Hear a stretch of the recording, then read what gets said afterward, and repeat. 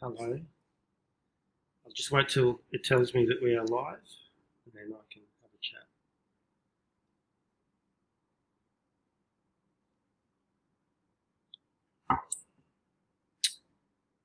Yes. Okay, cool. Good morning, my beautiful friends.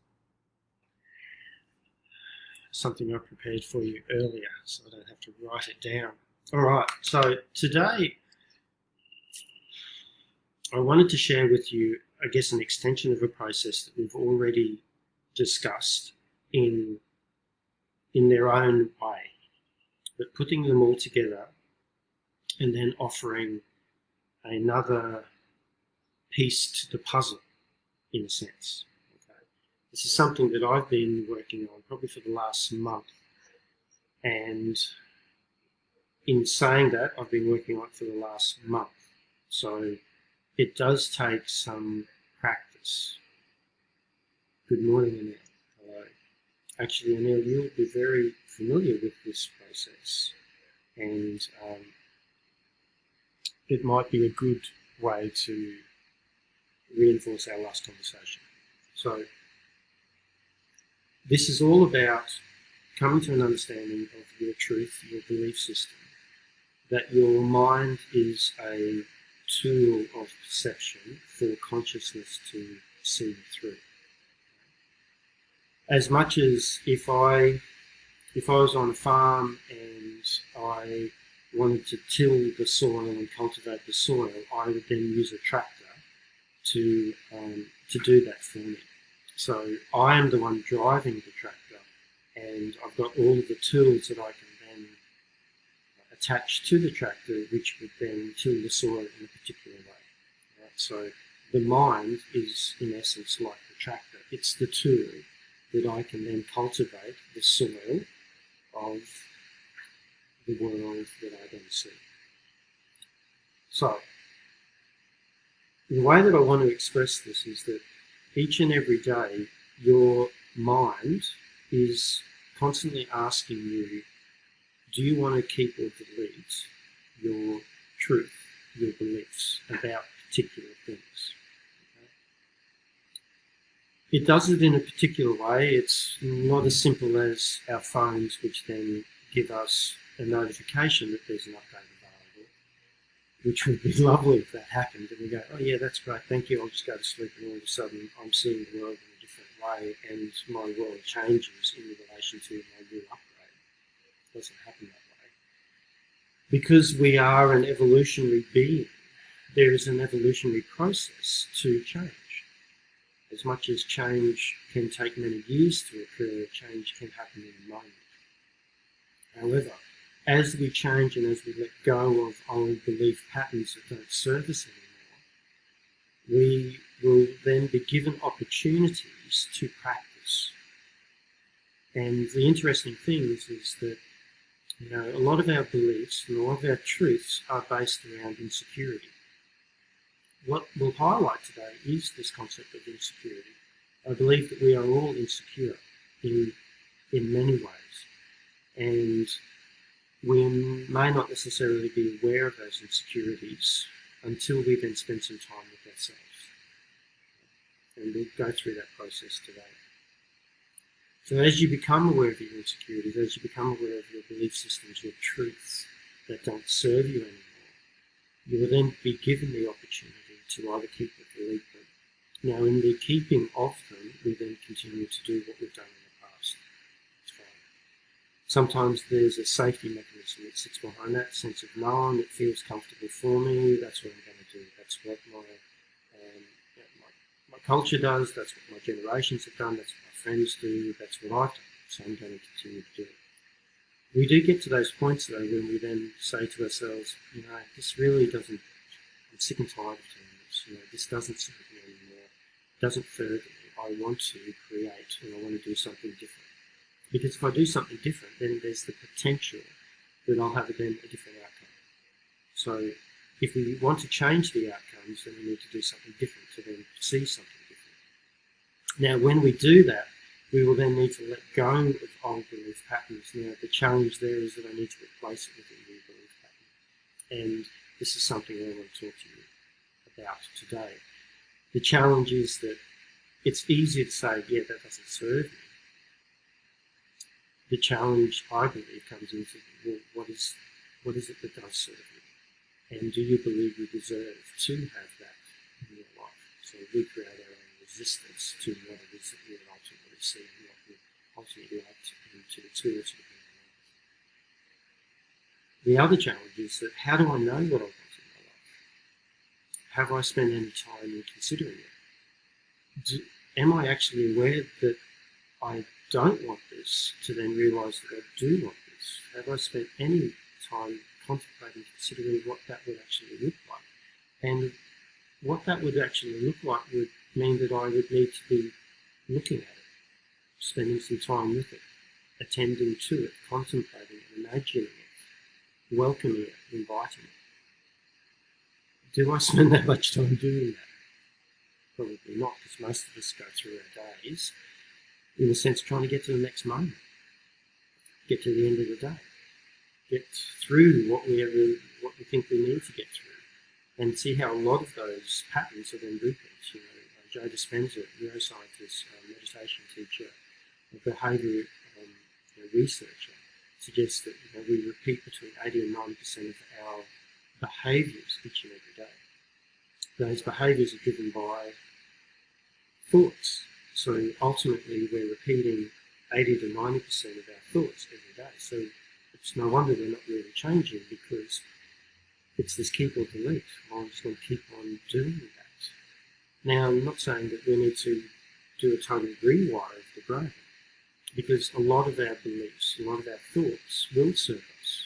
There's the practicality of servicing this human body as it moves through life. The way that we interact with people, going to work, we get some monetary gain from that, so we can then pay for things, we can enjoy things and engage with things, that sort of thing. So there is, in a sense, a habitual process that happens with that. However, it's these other elements within your life where you think that potentially I could be doing better, potentially I could be maybe loving self a bit more, potentially I could be advocating for myself, maybe standing up, maybe I could be refining my relationships, which is interesting. We've got the masterclass in relationships coming up, that ultimately everything is a relationship. When we look at a concept, a theory called relational frame theory, it's my relationship with things that either make them good or bad, positive or negative, helpful or destructive. So everything is really neutral in nature. Remember the Buddhist concept of emptiness. Everything is empty in essence, other than the essence that we place upon it. The essence that we place upon it is in relation to our relationship with it. So we have this relational experience with everything in our world. And furthermore, we have a relational experience within our relationships. When I hang out with some really great friends of mine, I get to hang out with that part of myself. When I hang out with people who love to speak about spiritual matters, I get to talk about, and I get to hang out with that spiritual part of myself. When I'm riding with some guys that I love to ride with in a group, I get to hang out with that physical part of myself, the camaraderie there, and ultimately the coffee that then comes from it. So I get to enjoy that part of myself. So every relationship that you have is actually letting you know of the relationship that you have with yourself. And ultimately, when we go into this deeper and deeper, is this relationship that I have with life, the broader perspective of the relationship that I have with life. Okay, let's get into this. Not for the intro there. It took me 9 minutes to actually do it. Anyway, so mind, perception, it's a tool of perception. Okay, being a tool of perception, consciousness, awareness can see through it. Right? The mind, in essence, like the phone, neutral in nature, but what it wants to let me know is that there's an upgrade. There's an upgrade that I could do things better. It will let me know each and every day, hey, do you want to keep this or do you want to let it go? The challenge is that we don't necessarily see it in that way. sometimes we see it as this is who I am, this is how I think, this must be my truth. Let's go for a little bit of a journey and a reminder here that the truth comes from a series of thoughts that's been activated enough times where you then have an emotional response to the thought. Okay? So I cannot have an emotion unless I have a thought that preceded it. From that emotion, once we've had the thought, the emotion, we will then create a belief that that thought is possible. So a belief's a possibility filters. Okay? Once I've had the belief, I'll then create the expectation because it's possible. So now it could happen. I'm starting to then look for that 132 bits of information that creates my own reality. Once I've started to create the expectation I'm looking for it, I will then ultimately have the experience because whether you believe you're right or you're wrong, you're always right. You will find evidence of your reality that says that this is so. Now, you don't have to have a physical experience. You can have many experiences within your mind. Just recently, even last night, I woke up at 1 o'clock, coming out of a dream and finding that I had a series of thoughts. Well, not too sure what happened there. Told me I had to reload. Hence I did. We'll shut it down. This is part 2. Okay, looks like we're back on board. So sorry about that. It's technology. Once again, keyboard delete. Hopefully we kept the last one. So thoughts, emotions, belief, expectation, experience. Okay, so once I've had the experience, I've got a sense of known. With that sense of known, I then will believe. Now, when I believe something has happened, it's not a belief. It's not that it's possible. It's actually happened. Because it's actually happened, that then becomes my truth. Now, my truth then, in essence, is in a sense of the continuing beliefs, because now I've got a truth that sort of suggests that any thought that I have that's based upon my truth could actually happen. And if it's actually happening, then that means that all I need to do is have a thought about it, and then that could then be my reality. So what your mind is trying to do each and every day, in a sense, as much as it's asking you, do you want to continue having this belief? It's more so asking you, do you want to continue to use this truth as your tool of perception to see life? Because once I have a truth, I really have a sense of known and I believe it. Okay. I'm just going to close that door because I've got a beautiful dog next door that is a little bit upset in visiting this neighborhood. Anyway, so bringing it back to tool of perception, every day your mind it's a lovely mind. It's a lovely mind because it's going, hey, Maurice, do you want to continue to use this truth? Because this truth ultimately creates your reality, or it's a probability field. That's what it is. And in creating your reality and creating this probability field, we will continue to have these experiences. Do I want to continue to have these experiences? And we've spoken about before around the outcome. Do I want to continue to have this outcome? So each and every day, your mind is asking you this question, keep or delete. Now, if I'm not aware of looking at my mind, at my thoughts, at my truths, at my beliefs in this way, I will believe that this is the only truth that I can have. And because it's the only truth that I can have, it is also the only reality that I can experience. If I don't want to have that truth anymore, then could I experience another reality? Yes, you can. And we're doing this a lot each and every day. We get the opportunity to do this.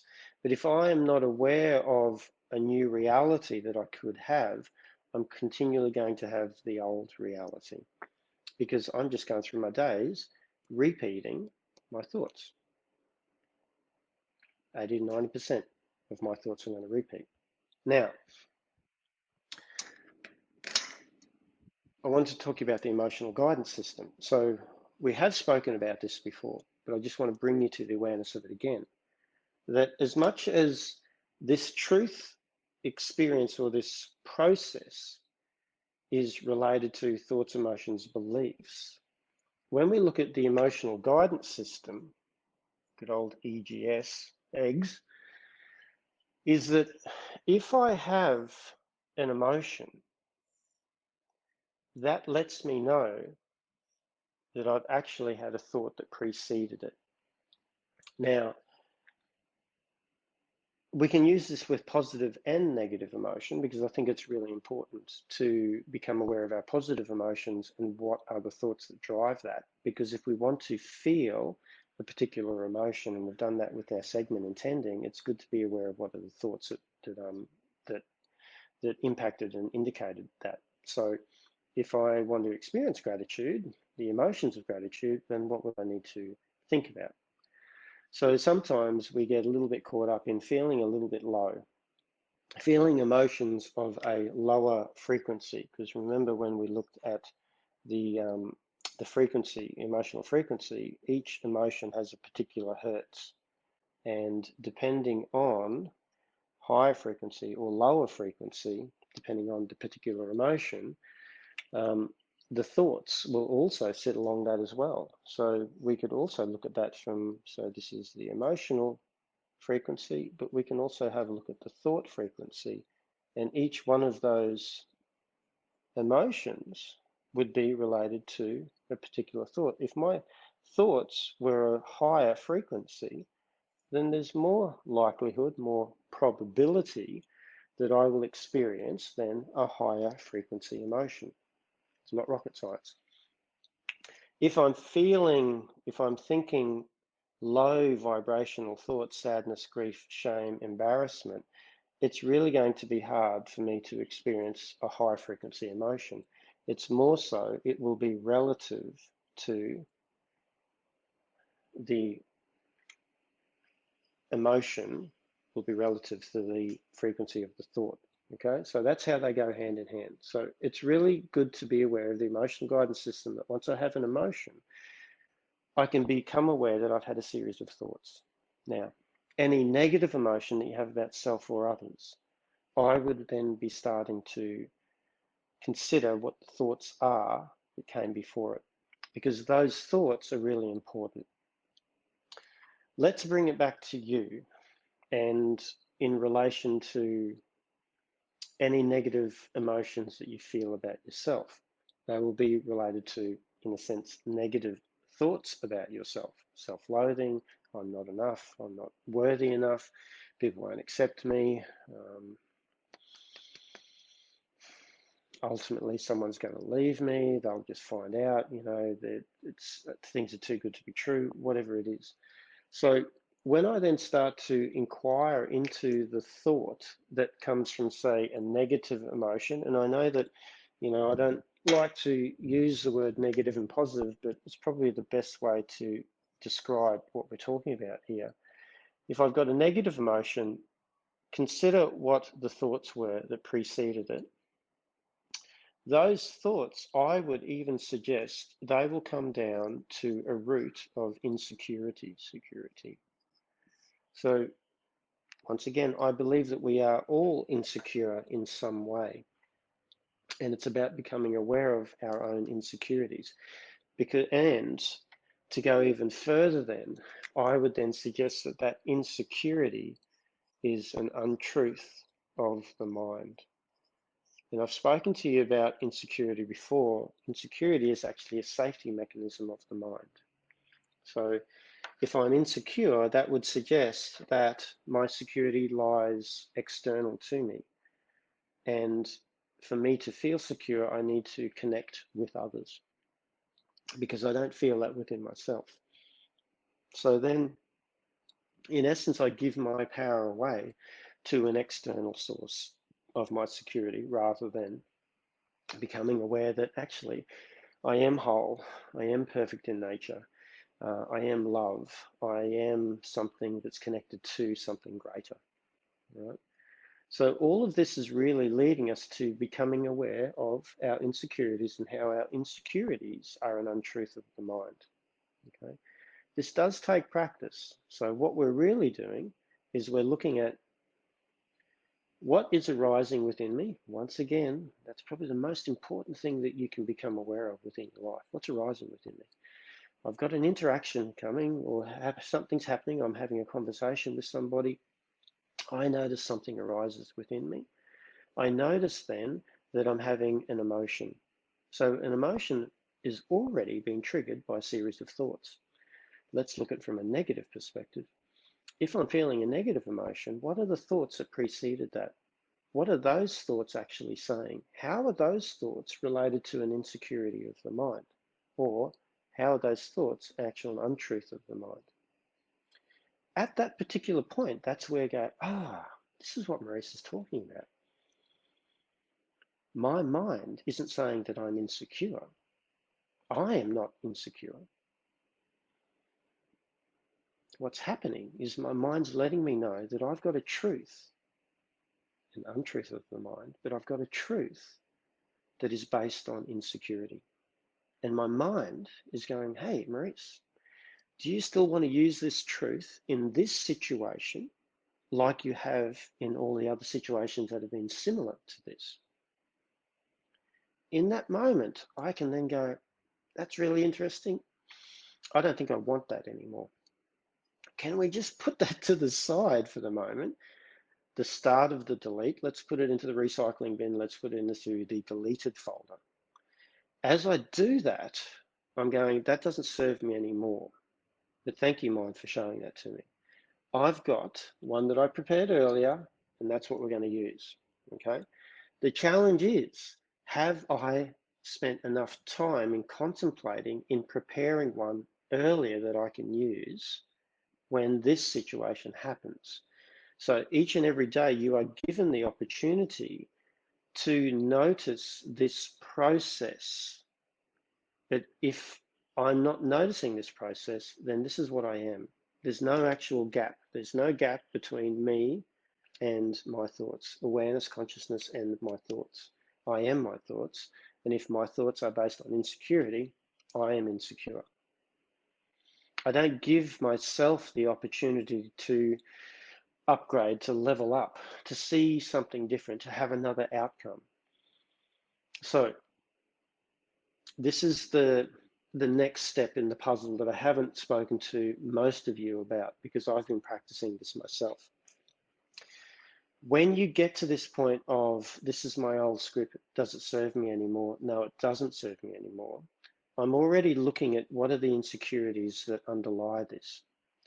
I can then say, okay, this is what I have been using. The question that you ask yourself then, in the absence of this truth, what can I allow myself to feel? So write that one down. I'll actually put it in the comments below. In the absence of this truth, this belief, what can I allow myself to feel? And what that does is it allows you to contemplate. So this is the old belief system. In the absence of this old belief system, what can I allow myself to feel? I'm just putting it to the side, and then I'm bringing this new belief system, or the probability, the potential, the opportunity to see something different. Okay, well, if I don't believe, in the absence of me believing that I am unworthy of love, what could I allow myself to feel? Wow, that's a really powerful space. It's a really powerful question. I could allow myself to experience love in so many ways. I can allow myself to love myself. What would that feel like? That's really expansive. It's a sense of freedom and liberation. And see how now, what does that feel like? What is the emotion? What is the hertz? What is the frequency of that? It's not just a cognitive thing. What does that feel like? Because I know what it feels like not being worthy of love. It's very much low vibration, low frequency. In the absence of that not being there, it just opens up. And for me, I feel it in my heart. It's an expansive feeling. What would that allow me to do? Here's one for you. In the absence of fear, what would that allow me to feel? And it could be fear of investing in self. It could be fear of telling somebody how you feel. It could be fear of leveling up in maybe your job, or it could be fear of upsetting somebody. I'm a natural people pleaser, so that's a big one for me. In the absence of the fear of, what does that allow me to feel? What then becomes present? Now, that is a very, very powerful space, because what that does is it puts you on the precipice of an area that you haven't been before. It puts you into a space that maybe I haven't given myself the opportunity to see, to experience. But what that does is it allows you to see what it is that you are capable of, what it is that you'd like. That is, once again, this is the old script. That is the new script. I've got one that I prepared earlier. Now, this is a process. This isn't something that, okay, Maurice, now we've spoken about it, good, I'm going to go out there and I'm going to change everything that I don't like about myself, or everything that doesn't serve me. Good luck with that. Because we are an evolutionary being on this planet, there is evolution that happens within it. So what will then happen, and this is something that you need to be aware of, is that if you want to invite change into your life, if you want to invite challenge and growth, be ready for it. Because I'll tell you what, it's not that comfortable. It doesn't come in rainbows and unicorns and fluffy clouds. It comes in situations that you will have with people that really challenge the old thinking. But as much as they're challenging the old thinking, they're giving you opportunities for the new thinking. But it's the awareness of this process. It's going to happen multiple times per day. Last Friday, it happened to me 5 different times. I had 5 completely different experiences, but each one of them had the same root cause of my insecurity within that particular part of my life. We have multiple insecurities in relation to our areas of our lives, some of us more so than others. And look, I've been doing a heap of inner work for many, many years, but I still find the insecurities. The insecurities are the untruth of the mind, because remember, you are not your mind is a part of you. You are consciousness, you are awareness, but coming to an understanding of the mind, because it is the vehicle. It is the vehicle which consciousness allows itself to see through. Let's utilize the mind as a tool for that, so we can then create the life that is absent of the fears and the insecurities that then hold us back from actually living life. So you get this wonderful opportunity each and every day, multiple opportunities. So notice today the things that are placed upon your path, and start to notice the belief system that you are running, the programming that you are running, that is in response to that experience. Some of them will be quite positive. Last time this happened, this is what I did. That's good. Some might be someone gives you a compliment. What do you normally do? I normally deflect. I normally minimize. I project, whatever it is. Okay, so just as simple as a compliment. So next time, notice what you do with that compliment, because what you normally do with that compliment is based upon a truth, based upon a belief. Okay, when you start to notice what you do with it, then you can actually start to notice the emotions that are related to it. If it's emotion that is, I guess, in a sense, negative in nature, so if you feel uncomfortable when someone gives you a compliment, wow, that's interesting. It's a gift. Why should I feel uncomfortable in receiving a gift? That says a lot about me. I would then start to look at, wow, what's the untruth of the mind that suggests that I am unworthy of receiving a compliment? That'll be your script. That's the opportunity to go, do I want to keep this or delete it? If I want to delete it, then what would that look like? Well, I could be open and receiving because I am worthy. Of course you are worthy, but do you believe you are? So just some examples there anyway. All right. So the big question, once we've gone through this process, is in the absence of whatever the belief is, what can I allow myself to feel, to experience? Okay, and that's a really great question because I can shift that old belief to the side just for the moment, and I can allow myself to feel what maybe I haven't allowed myself to feel before because that was blocking this. And there's this beautiful expanse that we can then have. Okay. Sorry about the part two, part one. Not too sure what actually happened there. I might actually try to put it all together. I'll just edit it.